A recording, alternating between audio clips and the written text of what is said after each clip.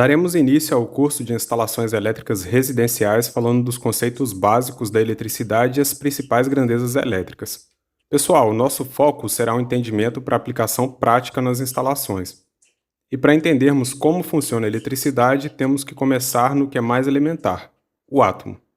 Isso mesmo, tudo acontece nos átomos.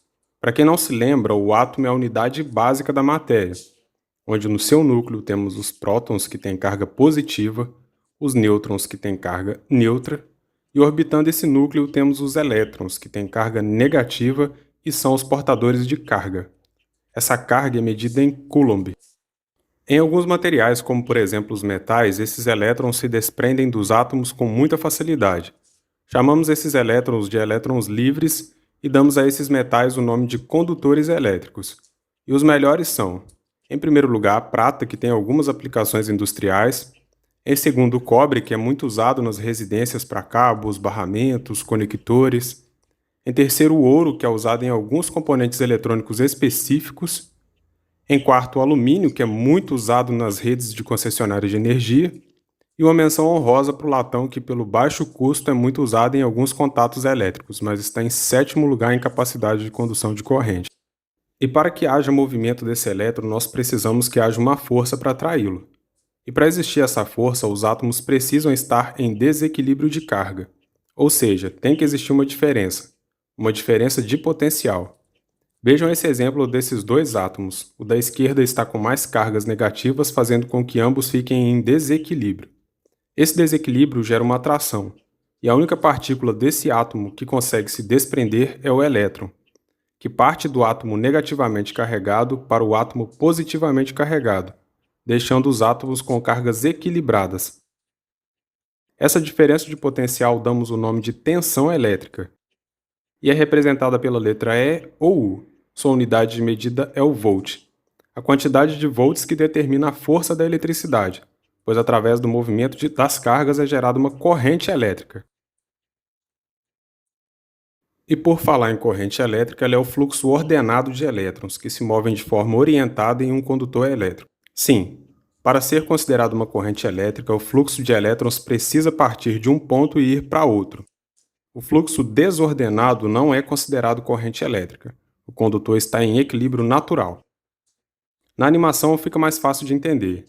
Nesse circuito simples de uma lâmpada acionada por uma pilha, temos o fluxo de elétrons de forma orientada partindo do polo positivo para o polo negativo da pilha, configurando uma corrente elétrica.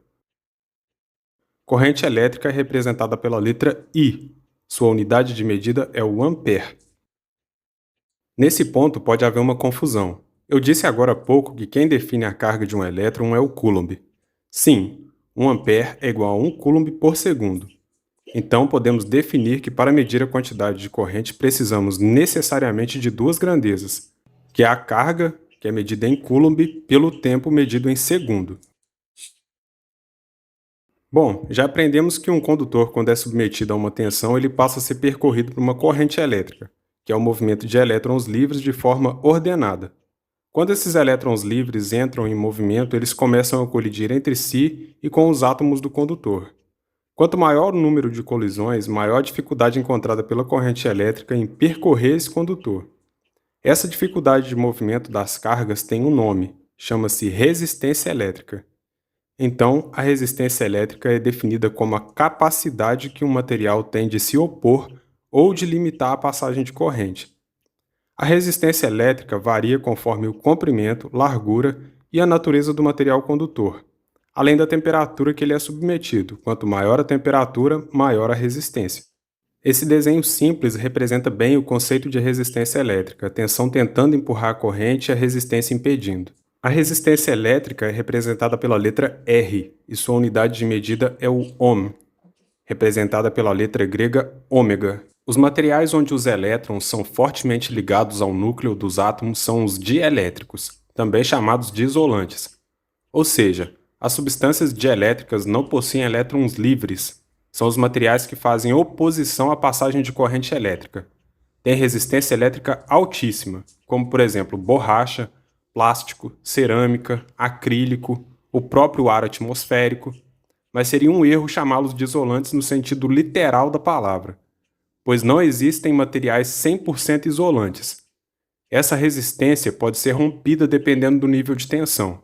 A prova disso é um relâmpago, quando rompe a resistência dielétrica do ar e forma o raio.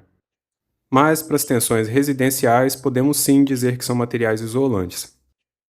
Usamos o fluxo de corrente elétrica para gerar principalmente três tipos de trabalho, que são: primeiro, a conversão de energia elétrica em energia térmica, por exemplo, o resistor de um chuveiro ou um ferro de passar.